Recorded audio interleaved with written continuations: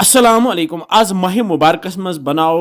आज न्यूट्री तो टमाटर सिन प्रत कुन गरस मज बनन वोल यह सिन बनाओ आज खास तो बेस सहल तो आसान त्रोस कह चामन पीस तम सत मजदार गो पको करो शुरू बह गयोस डिपार्टमेंटल स्टोर अत पे मे न्यूट्री पैकेट्स कुन नजर यम वुच मे तम निक निक न्यूट्री तो अम मज कोड़ मे प्याल त्रो मे यथ ताई मज यम तम छोल फलित सुमत न्यूट्री अत बोड़ साइज तक लकुट साइज तक तुम बनो यम डिपार्टमेंटल स्टोरन मज कुन जाए तो यथ त्रो बह सखबुल आब गोनथ तो बे त्रोस नून चमच ओड़ न्यूट्री आब तो नून रल जोल मे गैसस पे थो मे यह तव वन तो अनो वन ग्रेक यीस कालस करो टमाटर तैयार यमन करो गोन श्रापुत सत न्युक न्युक तो अमे पत त्रो मिक्सी जारस मज तो मिक्सर ग्राइंडर इस्तेमाल कर बनाओ ये प्यूरे वन वह वन तैयार अगर मुजक्रोंड गर हेको इन टमाटरन कदूकश कर यपर न्यूट्री ति पाक लगित वन तैयार तो 2-3 मिनट करो बे तैयार तो अमे पत छलन तरने आब सत कड़ो इन आबग्राय अगस तो अमे पत फेनोस यह आब तो इन न्यूट्रियन दिमो मोट यह एक्स्ट्रा आब कड़ो तो थो प्लेटस पे अलग कुन प्लेटस पे थत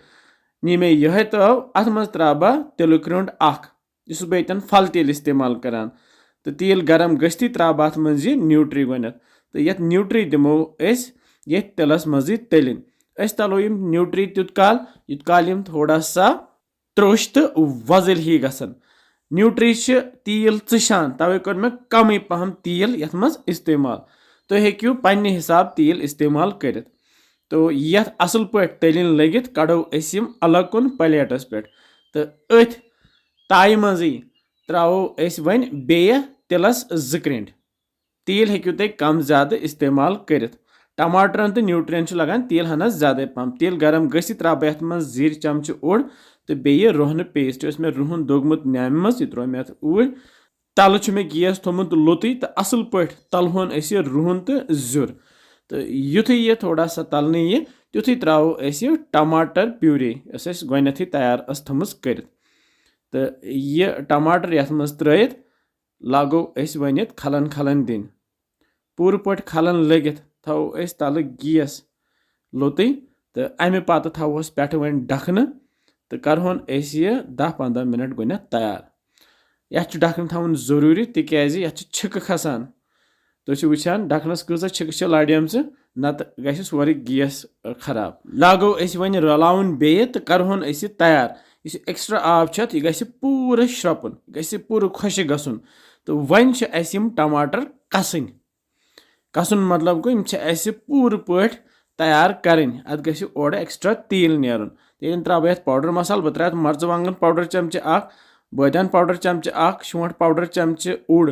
दानवल पाउडर चमच ओड़ बे त्रा मे सब्ज अल 2 बे रंग फल 2 यह मसाल करहोन यह टमाटरन सती तैयार तो अमे पत त्रो न्यूट्री ऊर तो बे त्रोहस आब कप तो बे त्रोहस नून चमच तो लागो वन रलावन अगर बास आब कम अत हेको थोड़ा आब कतर बे त्रयित तो अमे पत रलावन सही पे ज्यादा आब त्रोहस न यह खुशकी गसान गर चामन सकल इन कोर मे न्युक न्युक तो निजी चामन त्रा मे अत पे सजोम अमे सत तो अथ पे थो लगित तिकाज निजी चामन वारिया ताकती तो पे थोस ढखन करहोन 10-15 मिनट बे तैयार लथसी पे 10-15 मिनट गसित तुलो ढखन थोद सोन अजुक सुन तैयार खेमो इफ्तारस या सहरस तो वारिया मज लगे इंशाल्लाह बिहु रब्बस